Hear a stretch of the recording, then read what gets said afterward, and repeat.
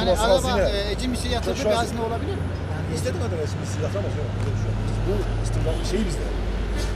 Şu ne yapılması gerekiyorsa yapalım. Hayır, o dolgular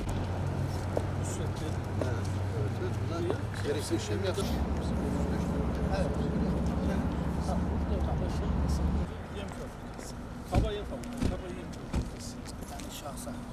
Tek şahsa olur mu ya? Ha, yeşil yolda. Yani şu yolun bitmiş olması lazım oraya kurmamız için. Sanki burada ama. Başkanım şu Ya yol şu bitmiş köşe. olsa Burada da çok köşe. Çırmık diye gidiyor. Başkanım ona göre burada ulaşım kolay. Burada biz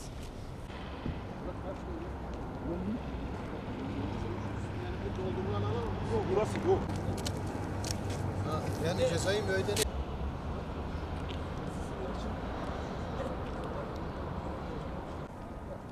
aynısı ya. Vardır ha, aynı şey işte. O neyse. Ne yapılması gerekiyorsa yapalım. hayır o böyle bir